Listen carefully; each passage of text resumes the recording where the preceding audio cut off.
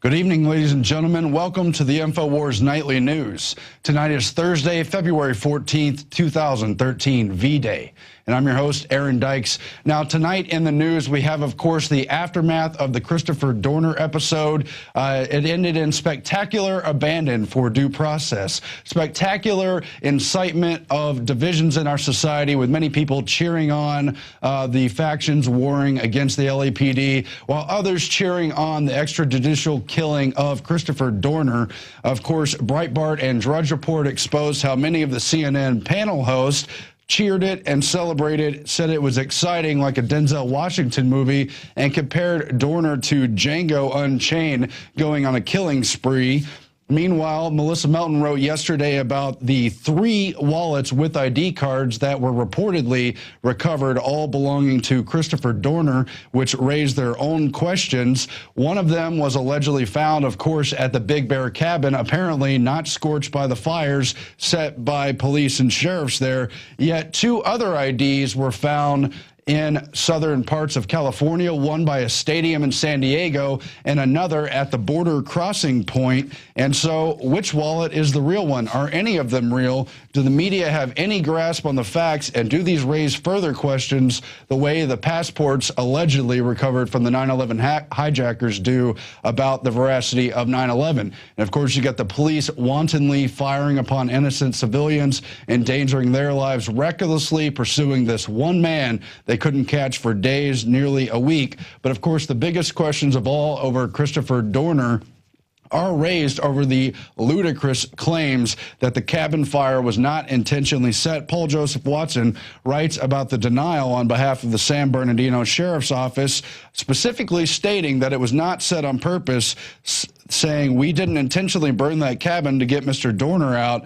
And they just went on to deny it and defer questions from the press and duck other questions about whether they offered him a chance to surrender or what name you, despite the fact that audio was broadcast live on many of these local stations, exist in the police recordings, talking about burn that MFer down, talking about the CS gas they were throwing in there, talking about how the burners are deployed. We have the fire ready.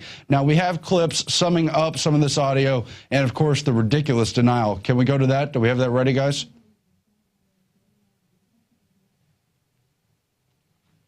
We do believe this gun battle is going on with Christopher Dorner.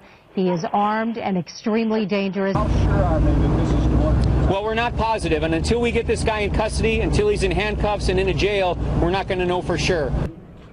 We believe suspect Dorner began firing and ambushed our deputy sheriffs that were responding. 2 of our deputy sheriffs were struck by gunfire. Certainly it could be anywhere at this point, and that's why we're searching door to door. We spoke to individuals in that neighborhood who said that no one ever knocked on that door, on their doors, people who live there. As I said, there was an extensive search in that area. Burn the gas, burn the gas, burn the gas. Hey, hold it, get out, get the F out.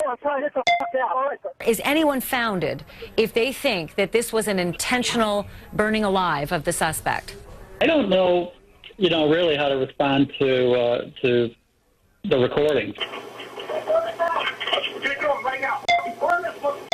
They have not been able to determine who started the fire inside the cabin, whether it was the suspect, presumably Dorner, or if it was perhaps one of the things that the SWAT team out there had planned in advance of this. I can tell you that it was not on purpose. We did not intentionally burn down that cabin. 10-4, we're just bringing fire in about 200 yards out. Your call. Charlie, you ready for fire? 61 Charlie, 61 with the map. Negative. We used the next tier gas was that was pyrotechnic. Does generate a lot of heat. We introduced those canisters into the residence. There was some chatter that was caught, I guess, on the scanners and everything about a burner, and I don't know what that is. Can you explain what a burner is? The pyrotechnic type canisters are commonly referred to as burners. 7 burners deployed and we have a fire. Copy, 7 burners deployed and we have a fire.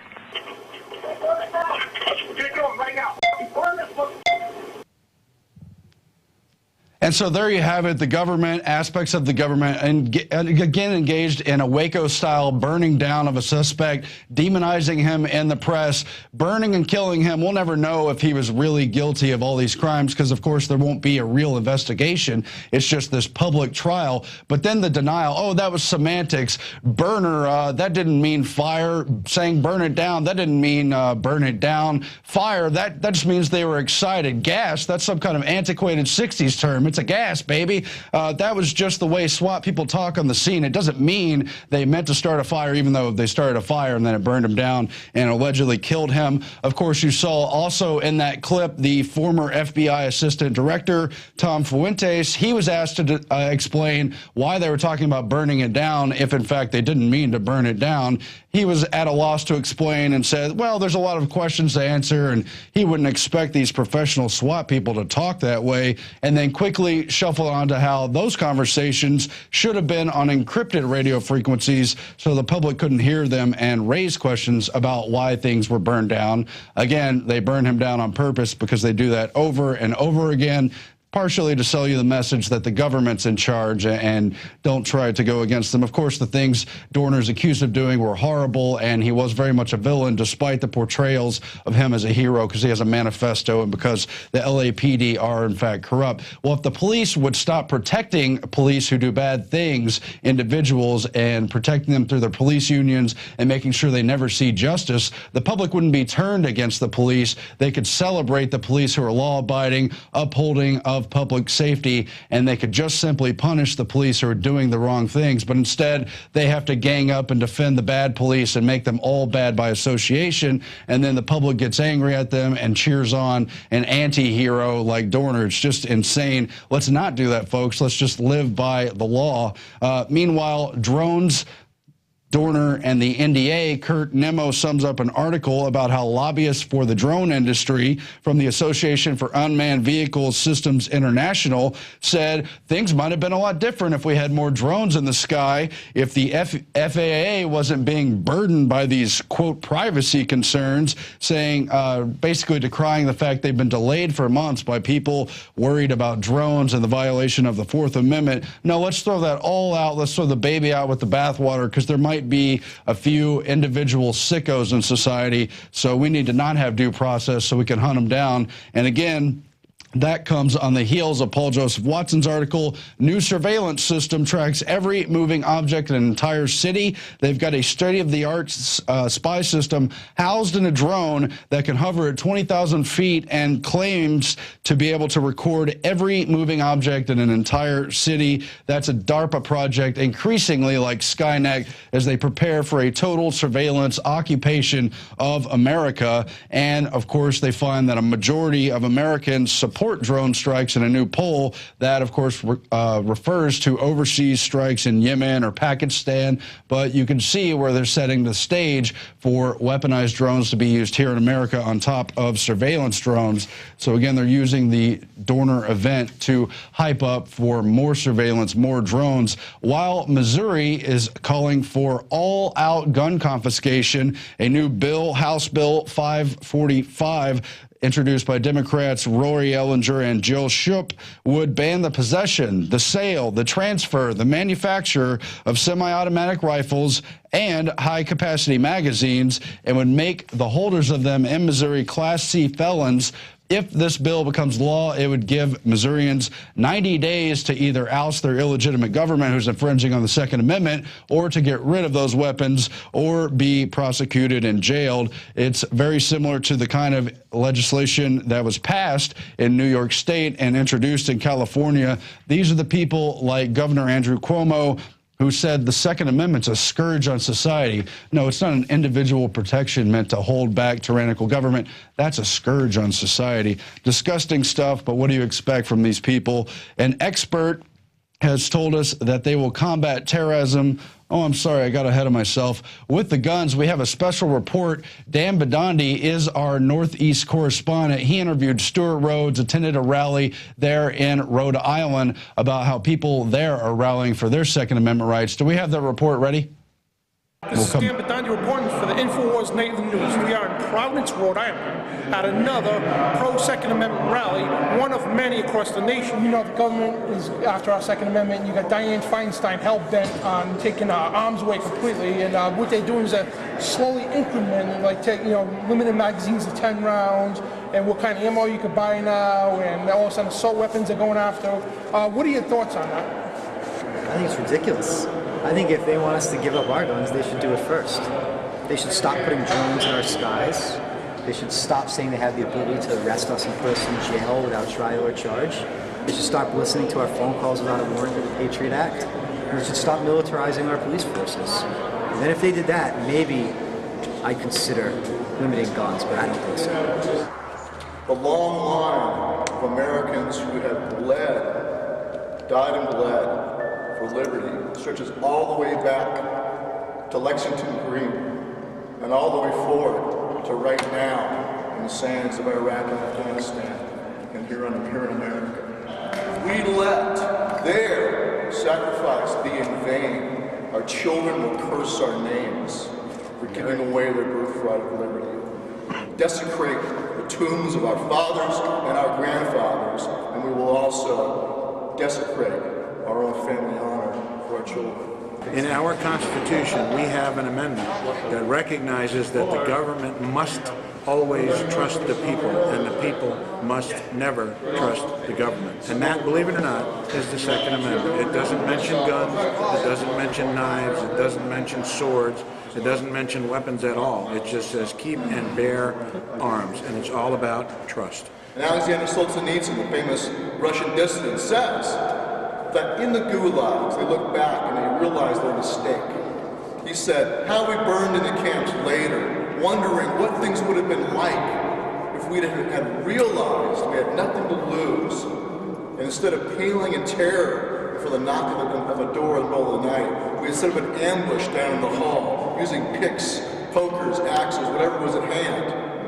Despite Stalin's thirst, the machine would have ground to a halt without the willing tools and implements of oppression.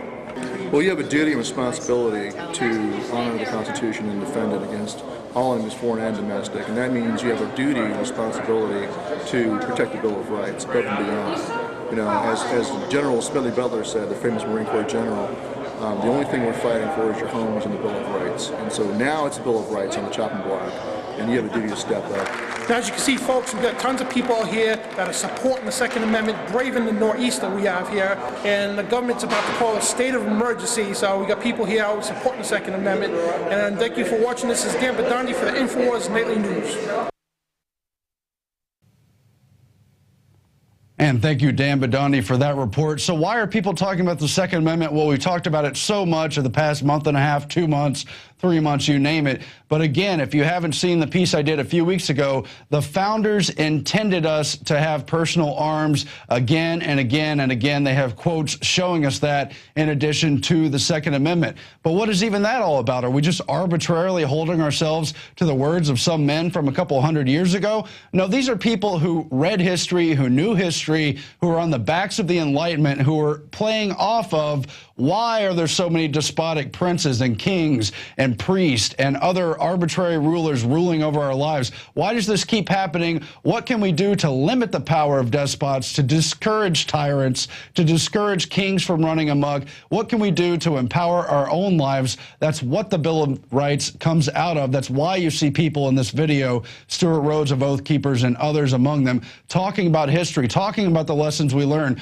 talking about the things they don't want to repeat, because we know that history does repeat unless we learn from those mistakes and keep them from happening again. We should never give up on the Second Amendment. We should hold fast to that wisdom, build a better society off of it, but never should we give up those arms. We'll only get more Dorners and more corrupt LAPDs, more corrupt Obamas if we ever let go of those arms. We need to keep them to stave off oppression. That's the whole point. Now, turning to the population issue, we've seen these globalists, the Council on Foreign Relations, you name them, again and again use any excuse to sell their eugenics oppression agenda. It is the same agenda as the top-down New World Order control system, where they have degraded, debased, and dehumiliated, not being a good choice of word, they have deprivated humankind, they have lessened, they have cheapened life, and they will use any excuse. We see here where terrorism in Mali and in Africa is now being used as a population control excuse, with a Chatham House, that is the Royal Institute of International Affairs, speaking in the Foreign Policy Journal, which is the Council on Foreign Relations journal, to sister organizations about Mali's 2.5% problem, going on to describe how in the aftermath of Algerian attacks and insurgency in Mali, expect to hear an overwhelming silence about the population issue. The taboo continues to surround the issue of population control needs to be cast aside. New and highly drastic means of curbing the rate of growth have to be devised in order to put into practice if this dire threat to regional and international stability is ever to be averted. And so they just take anything and they tell us, because there's tension in the Middle East, we need to have greater population control, and that will stop terrorists because they're just fomenting out of the lack of resources in their region. Actually, they already tried to push population control on the Middle East. They didn't accept it, and that not only stirred up the populations, it caused a lot of resentment that was later amplified by the ongoing wars throughout the Middle East and Northern Africa. But furthermore, it was an excuse for the West to implement central banks, to set up their own kingdoms, to implement systems they wanted to control those populations. And it's really related to the overall resistance, while the population control issue is just being pegged on by the elitists when they see any kind of incident going on in Africa. And then Yuri Masson, who wrote this article and has written many fine articles lately, goes on to say they're going to use this excuse for everything. The answer to drunk driving is culling the population. The answer to curing cancer is culling the population so less people will die as a result of cancer. They've already used it for climate change, saying because of climate change, terrorism will be caused, so we are justified in having the bankers run off tens of thousands of people from their lands and handing it over to corporations. Yes, it's good for the earth. It's good for stopping terrorism. Yes, anything to cull that population. Yeah, they'll use any excuse. I've been through it in detail, so have many other researchers. Now, Alex Jones with Paul Joseph Watson wrote Why the Elite Would Lose a Civil War. It is a part 2. In the part 1, they explain why the elite are seeking a civil war.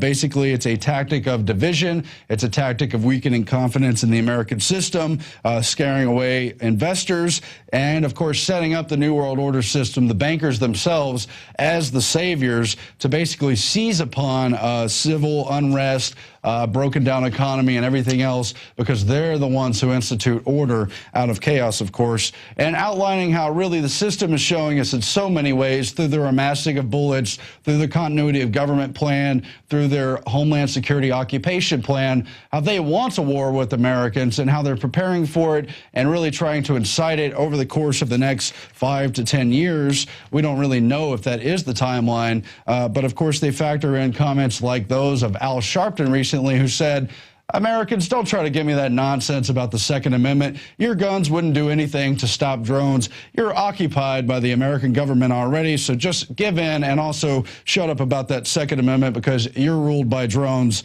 Well, history does not show that to be the case, and in spite of increasing technological diversionary tactics, of increased domination through the system, using drones, using tactical nudes, using perhaps a biochemical weapon, whatever, we see throughout history, in spite of all that, and in spite of huge standing armies, that resistance itself is its own force. It's difficult to deal with. And even in the case of Iraq, where you had 17,000 troops trying to block the roads, they couldn't quite do it. In Afghanistan, no empire has ever been able to defeat those mountain people, not necessarily the Taliban, those who are actually engaged in some form of terrorism, but the whole of the people who said they don't want to be occupied by any empire and that they know the land and that as long as they resist, basically we've been unable to defeat them, even though their numbers are maybe 25,000 at the most, and we have hundreds of thousands of troops in those countries and in the general area. We have superior weapons.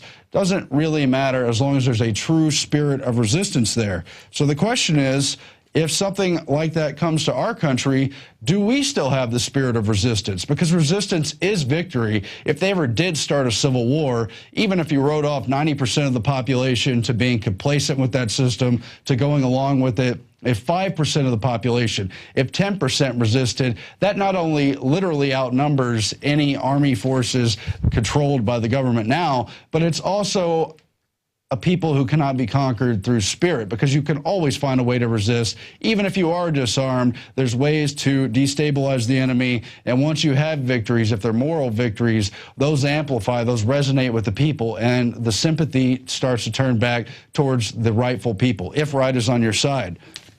But where did that even come from? I want to read you this from 1765, because the colonial Americans who later fought a war against the British did have the spirit of independence in many ways. They did have the spirit to resist and to simply say no. And some people actually saw it coming, even on the British side. These are going to be the remarks of Colonel Isaac Barre. Now, he served in the French and Indian War, in the years preceding the American Revolution and the build-up to it. He served alongside those American patriots. He knew them well. He was friends with many in the merchant class, and he defended them in front of Parliament as a member of Parliament, basically a minority, not of one, but of just a couple, almost the only individual speaking out against the Stamp Act passed against the colonies in 1765. And this is really a "you didn't build that" speech. Today we have Obama saying the government's your daddy. We have Chris Rock saying Obama is the country's daddy. He's not only president, but he's also your daddy. He made it happen. We've got Obama giving the speeches saying you didn't build that, small businesses. The government helped you. Somebody helped you with that. Basically saying the government is the provider, and whatever they don't give you, you don't have. That same kind of attitude came from the British in those founding days of America. And again, Colonel Isaac Barre spoke against it. Consider the "you didn't build that" approach as he tells you what real Americans were made of. And they weren't always nonviolent. They weren't always sympathetic. They didn't always do the right thing. In fact, many of them didn't agree with each other. And yet they had the spirit of resistance. They sought to moral victories where they could find them, and there eventually was a momentum that built in their favor, leading to the ultimate victories. Now, here again, 1765, opposition to the Stamp Act being imposed on colonial America. They planted by your care? No, your oppressions planted them in America. They fled from your tyranny to a then uncultivated and unhospitable country. And yet, actuated by principles of true English liberty, they met all these hardships with pleasure, Colonel Isaac Barre said, compared with those they suffered with their own country. They nourished up by your indulgence, he asked rhetorically. No, they grew by your neglect of them. And as soon as you began to care about them, that care was exercised in sending persons to rule over them in one department or another, who were perhaps the deputies of some members of this House, sent to spy on their liberty, to misrepresent their actions, to prey upon them, men whose behavior on many occasions caused the blood of those sons of liberty to recoil within them.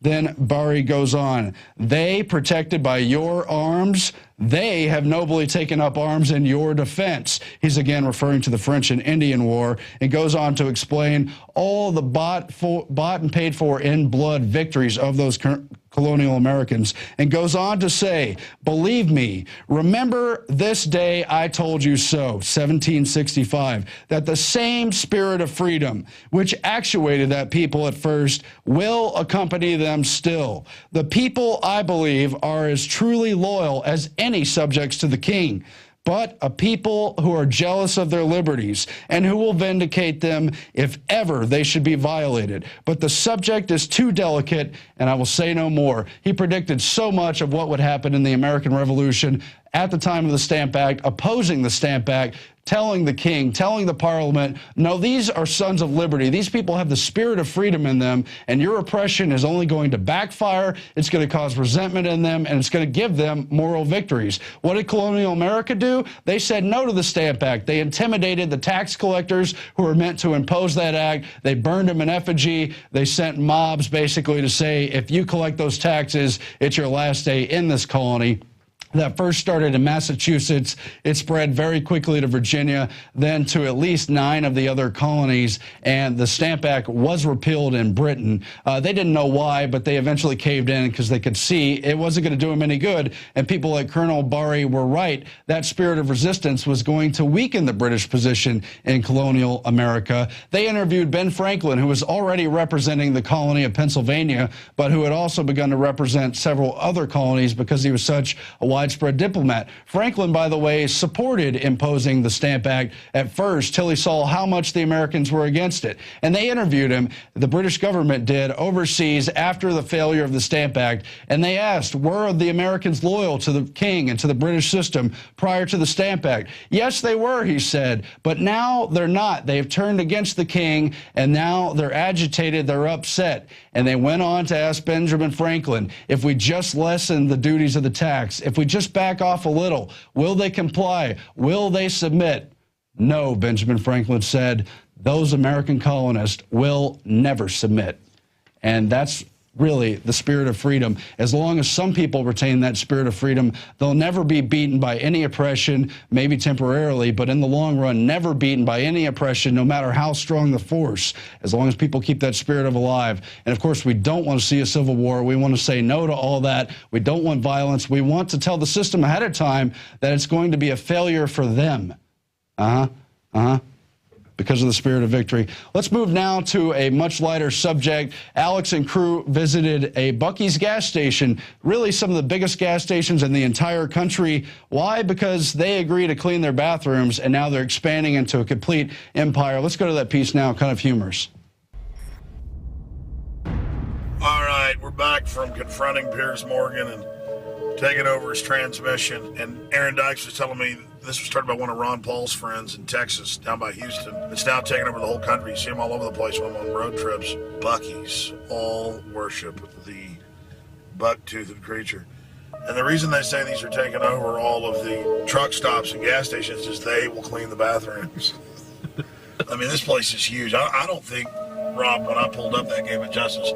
Maybe you should take this and give them a wide shot of just how big it is, and go visit the legendary toilets. There's all the way down, and it goes that way just as far. Oh my God, it's Sha'Carri Jackson right there. Oh, there he is. He hangs out at Buc-ee's too. And there's the giant Mecca. Look, they even got a tent. They have a tent in there. Yeah. I think the whole point is this is over the top. I mean, do you think it's ever actually, this is in Bastrop, not that big of a town. I mean, there's like, how many ice machines? Like 15? Like 20 of them. Look, and then they're over here too. Oh my God, there's more. Now we're on the inside, gentlemen. Incredible. And then look. And again, this is only one part of the store. It goes around on each side over there. Okay, that's enough. I really think we're completely out of control. This is going to be, yeah, let's just go see how powerful these are. I've driven by these and never gone in one. They're proliferating everywhere. It's kind of cultic. Oh, hello. I think it's good robots are going to take over humans. The elite don't need us as slaves no more. How you doing there, partner? You've been drinking and driving, boy. You look a little strange. Taking those old movies with the eyes are looking at you through the painting. Can't hang a man for eating jerky, can you? Well, I think we can send him to get him over that, boy. How you doing today? Maybe I did the voice for you, huh? Maybe that's a big secret. You got a hankering for a turkey leg? What's wrong with that at Buc-ee's, huh? Buc-ee's has his own line of things. Oh, you know. They're patriots now. Buc-ee's. Oh, I'm getting one of these. That's it. This is not product placement for Buc-ee's. Oh my God. My wife is going to love this. It's a little snuggle pillow, isn't it? Alex, do you like Piers Morgan? Alex, you know you want to turn your guns in. It's for the kids. It's not like a murdering empire's hijacked America that slaughters millions wherever they want. No, they really care about 20 kids. That's right, Alex. Turn them in. They're not going to take anything. Sure, they're taking the pension funds and stuff right now. Sure, the government ships the narcotics in, but they really want the guns because they want to help you.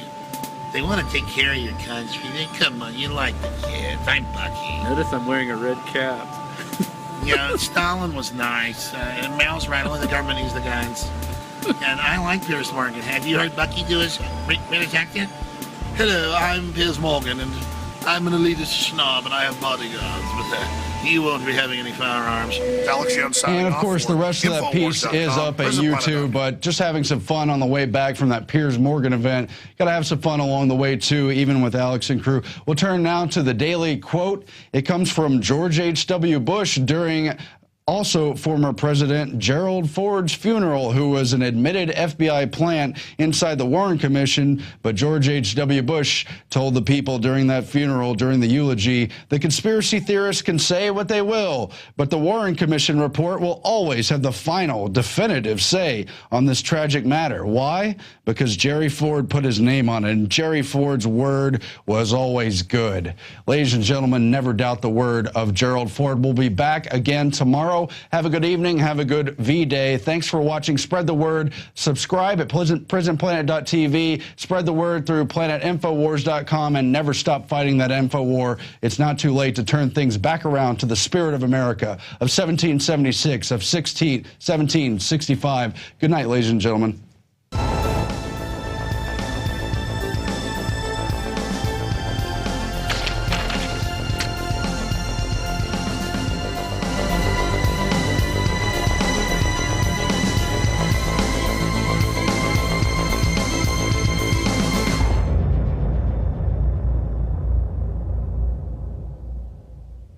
Infowars.com is proud to introduce the new Infowars skateboards by Alien Workshop.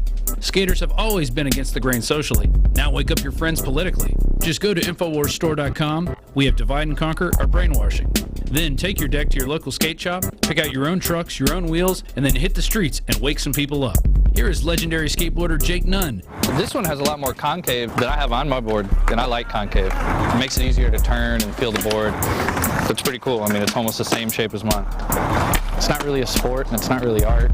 It's just kind of freedom, you know. I've listened to Alex Jones for a long time, and I love what Infowars does. I've always loved Alien Workshop too. Like, I think it's kind of cool you guys got together. This one's pretty nice. Definitely one for the wall, one for the collection. Also good to skate. Get these limited edition decks at InfowarsStore.com. This is Jake Nunn. Get these beautiful new skateboards at Infowars.com. Alien Workshop collaboration. Good stuff.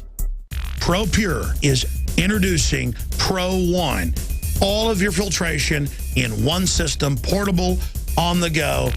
This is the Pro One by ProPure. You wanted it, you got it. No more do you have 2 or 3 filters to just reduce sodium fluoride. You have a system that cuts out the sodium fluoride and up to 95% of hydrofluorosilicic acid. Advanced manufacturing technology combines silver-impregnated white ceramic with new Aquamedics advanced media for removal of fluoride and other heavy metals, all in one filter element. It cuts out the acid derivative of fluoride. It is the only one that does it, and out of the gates, we have it discounted at 10% off with promo code WATER.